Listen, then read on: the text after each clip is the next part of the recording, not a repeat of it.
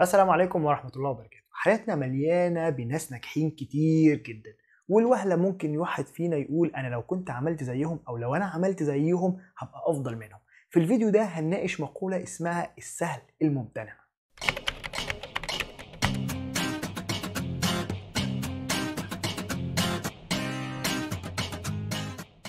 السهل الممتنع كلمة ظاهريا تعني إن أنا ممكن أشوف الحاجة بسيطة، ممكن أقدر أنفذها بمنتهى السهولة وأقدر أوصل للنجاح ده.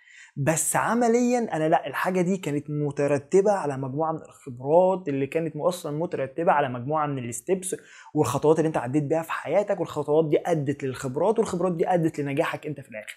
خلينا أديك مثال للموضوع ده، أو خلينا أديك مثالين عشان تبقى شايفهم. أول مثال زميلك المتفوق في الكلية اللي بيطلع الأول كل سنة. زميلك ده مش في يوم وليله بقى الاول على الكليه. وبالمناسبه احنا كنا عملنا فيديو على طريقه المذاكره في الكليه، ممكن ترجع تشوفه من اللينك اللي هتلاقيه ظاهر قدامك دلوقتي فوق في الاي، مش عارف صراحه بقى يمين ولا شمال على حسب انت بتشوف الفيديو ازاي. فالخبرات اللي هو اكتسبها عشان يطلع بيها الاول على الكليه دي ما كانتش خبرات متراكمه في يوم وليله. انت ممكن تيجي تقول انا لو ذاكرت نص المذاكره اللي هو بيذاكرها، او لو ذاكرت زي طريقه المذاكره اللي هو بيذاكرها او عدد الساعات، انا ممكن اطلع عليه الاول بمنتهى السهوله.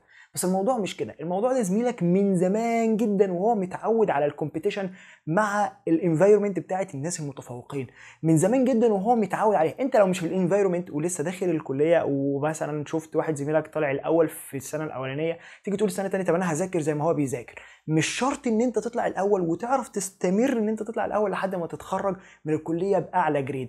الموضوع ده يعني كان ستيبس هو عدى، هو من زمان جدا وهو في الانفايرمنت بتاعت الناس المتفوقين، هو من زمان جدا في الانفايرمنت وانفولفد مع الناس اللي هي بتحمس الواحد على المذاكره، الناس اللي هي عندها طموح. فالستبس اللي هو عدى بيها دي ادت مع الوقت الخبرات دي اترجمت في الاخر لنتائج. طريقه المذاكره، يعرف ازاي امتى يذاكر مع الدكتور ده ازاي، يعرف كل حاجه بتبقى ماشيه معاه هو ازاي، متاقلم هو على الجو ده منذ قديم الازل. يعني المثال التاني، لو انت مثلا شفت واحد في يوم من الايام ربنا كرمه وعمل مشاريع كتير ونجح وهكذا، ممكن تشوف تقول والله ده هو عمل واحد واثنين وثلاثة، انا ممكن اعمل زيه وانجح. بس الموضوع مش كده. الموضوع ده مثلا على سبيل المثال لو هو في التجارة، الراجل ده عارف بيجيب المواد منين، عارف احتك بيها في نتيجة شغله مثلا قبل كده، او قبل ما هو يفتح البيزنس بتاعه احتاج بالموضوع ده.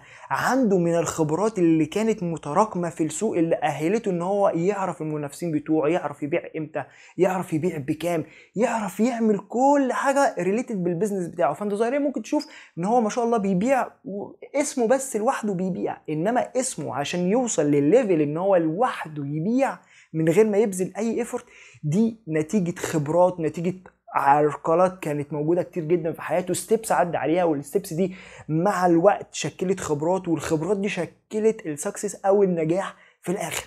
موضوع السهل الممتنع ده لو انت درست ثانويه عامه، انا مش مذاكر كان في ثانيه ولا في ثالثه ثانوي، كان في اسلوب ابن المقفع. ابن المقفع انت لو كنت تشوف اسلوبه النثري او اسلوبه الادبي، هتيجي تشوف ان اسلوبه سهل، بس حرفيا تيجي تعمل زيه ما تعرفش تعمل زيه. يعني من سهوله الالفاظ بتاعته ومن سهوله الاسلوب بتاعه، بس تنفيذه ما تقدرش توصل لحاجه زيه.